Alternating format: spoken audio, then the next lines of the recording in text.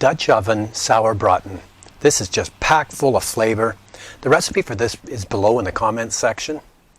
And I've got 2 cups of a Cabernet Sauvignon, and it's a good one, and 1 cup of red wine vinegar. In that goes. I'll just mix everything in there. Some mustard seed, some whole peppercorns, coriander, allspice berries, whole allspice berries, a teaspoon. I've got a tablespoon of brown Swerve, it's sugar-free, some clove powder. You can see where this is going with all these flavors. And I've got some garlic salt. Got a couple of tablespoons of minced onion and 2 cloves of garlic. I'll stir this up. Oh yeah, it smells good already. And I've got a 3 to 4 pound chuck roast. So I'm going to put that in a Ziploc bag. I found a nice large Ziploc bag. If you don't have one, just go into a stainless steel bowl and cover it.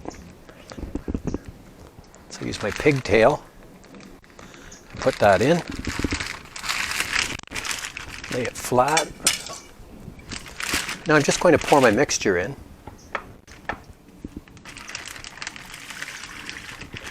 I'm going to burp the air out as I seal it.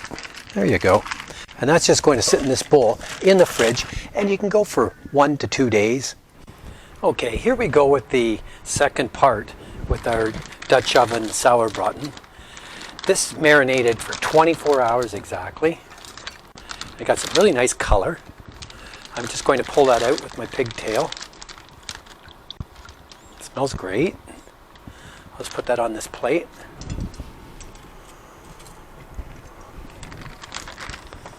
And I'm going to take the liquid and strain it and reserve it.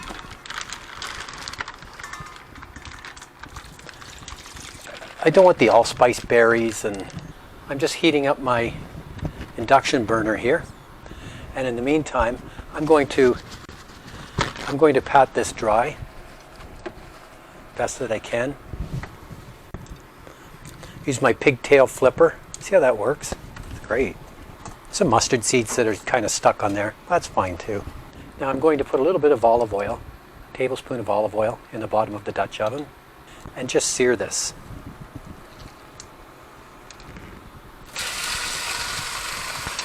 Sear it on both sides.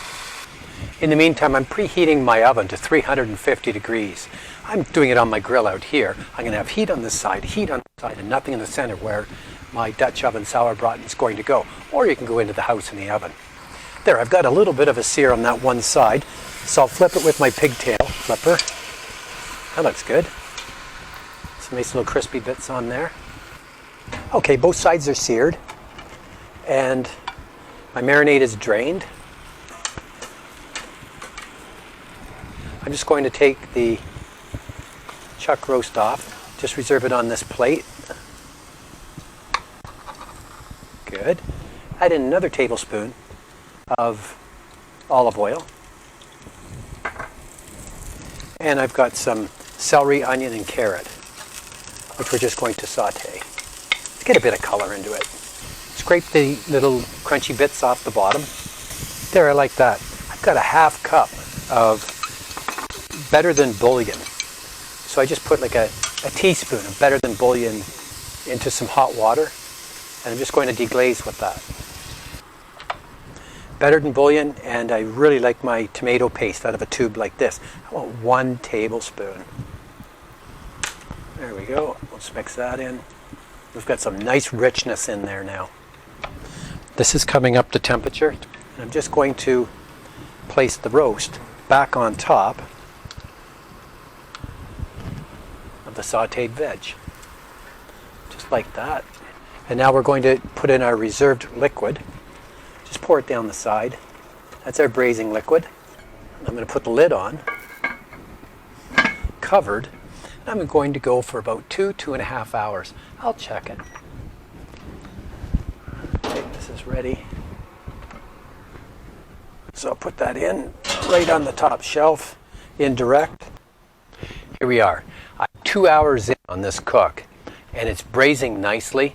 And if it's bubbling, you don't want it to bubble, you want to braise it. So if you need to turn your temperature down a little bit, you can. And here we go, we'll just bring this out. Smells fantastic out here. Okay, so I'm going to take the chuck roast. It's going to fall apart now, but I'm going to take the chuck roast out.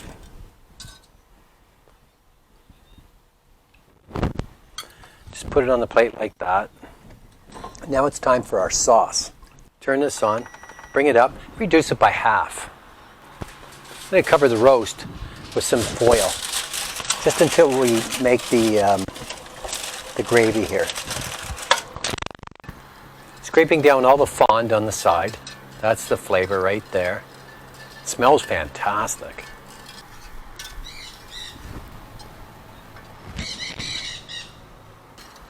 Okay, I've reduced by half, and the veg is severely overcooked, but it's going to be a thickener for me.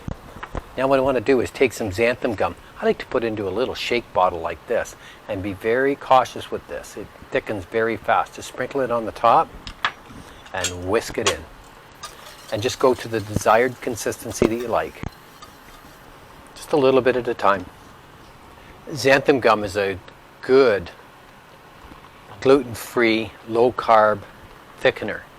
And if you haven't tried it, stick it into a shake bottle like this and use it sparingly, and just whisk it in for gravy, beef gravy, chicken gravy, turkey gravy, Thanksgiving, Easter, Christmas, and it will thicken up nicely, but just go a little bit at a time.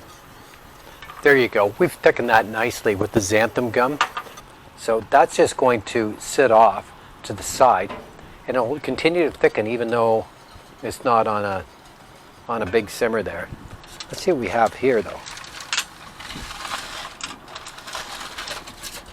Oh yeah, that's looking really good. So this is braised, and it's all common sense when you're braising. That's cooked to perfection. The red wine and red wine vinegar and the spices really make this. So I can try like a little bit on this piece here. That's perfect. It's got some tang to it. It has a beefy flavor. It's very, very tender. I'm just going to let this sit for like another 15 minutes. But there you go. There's my Dutch oven Sauerbraten. I used a chuck roast. It's extremely easy to make. Thanks for watching.